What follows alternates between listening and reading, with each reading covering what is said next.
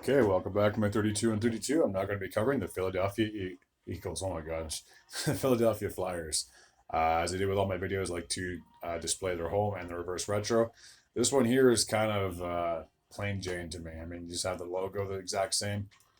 90% of this uniform is white. You have the black pants, which stay the same as their modern day pants.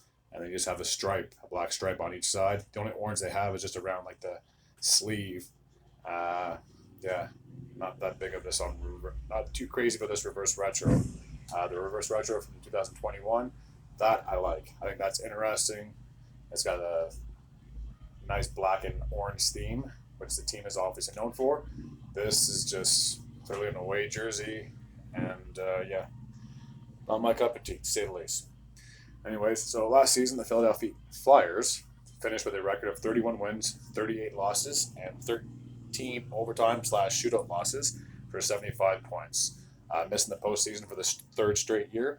Last time they made it was in the 2020 bubble when they would finish first after they played the other three top teams in the Eastern Conference. They beat Montreal in the first round of the playoffs, only to lose to the Islanders in 7 games. So there's only three notable free agents that have signed thus far, and they go as follows. Ryan Poehling, who played last year with the Pittsburgh Penguins, has come over to the other side of Pennsylvania on Philadelphia on a 1 year contract.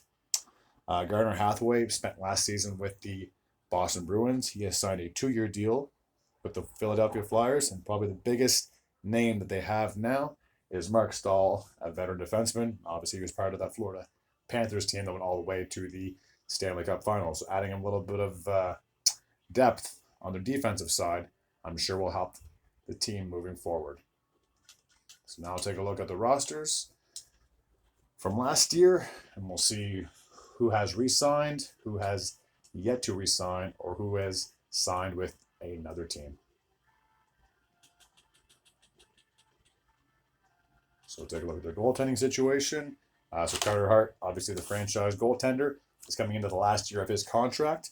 I'm sure there's going to be questions as to whether or not he's going to want to re-sign or take his talents elsewhere.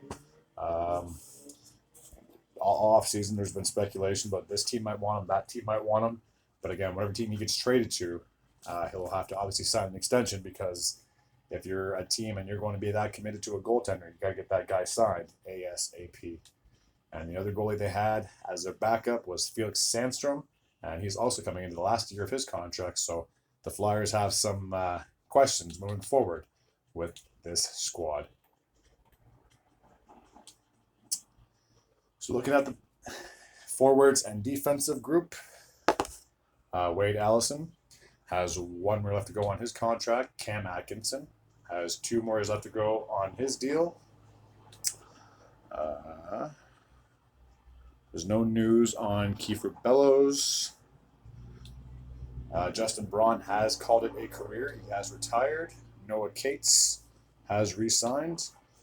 Sean Couturier has 7 more years left to go on his contract. Tony DeAngelo, I believe, was traded to the Carolina Hurricanes, if I'm not mistaken, so he is no longer a member of the Flyers. Nicholas Deslauriers has 3 more years left to go on his contract. Ryan Ellis has 4 more years left to go on his deal. Joel Farabee has 5 more years left to go on his contract. Tyson Forster is coming into the last year of his inaugural contract. Morgan Frost, I just saw that he has re-signed, so he's coming back to the city of brotherly love. Kevin Hayes has actually been traded to the St. Louis Blues, so he is no longer a member of said Flyers team. Travis Konechny has 2 more years left to go on his deal. Tanner Lazinski, his contract did expire this past season, but he has re-signed on a 1 year, $765,000 contract. Scott Lawton has 3 more years left to go on his contract. Brendan Lemieux, he has signed with the Carolina Hurricanes after coming over from the Los Angeles Kings just a season ago. Ivan Perovov has been flipped as well, so he's no longer a member of said team. Rasmus Ristolainen has 4 more years left to go on his contract. Travis Sanheim's contract did expire, but he has re-signed on an 8-year, $6.25 million contract, so he'll be there for a minimum of 8 seasons. Nick Sealer's contract did also expire. He is coming back on a 1-year, $775,000 deal. Owen Tippett is coming into the last year of his contract. James Van Riemsdyk is now a member of the Boston Bruins. And Cam York has re-signed on a 2-year deal. So that takes care of the rosters. So now just bring up the team's logos and what their expectations are for this upcoming season.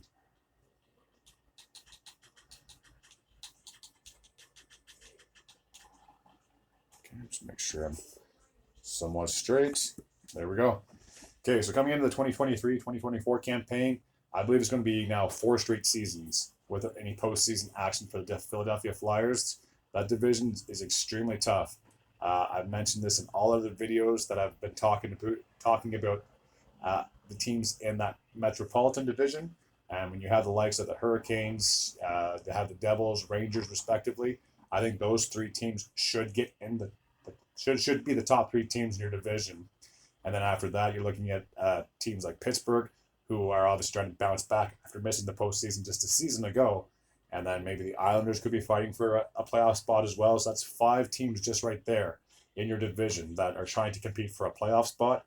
And with the Atlantic Division being as tight as it is, I don't see 5 teams from the Metropolitan getting into the postseason. So I truly believe that it's going to be a grind of a season, to say the least. And the Philadelphia Flyers will be missing the postseason for this upcoming year. As always, thank you all for tuning in. If you like hockey content, I have videos on the daily, so please hit that sub button. Let's see if we can make this channel grow. And as always, take care.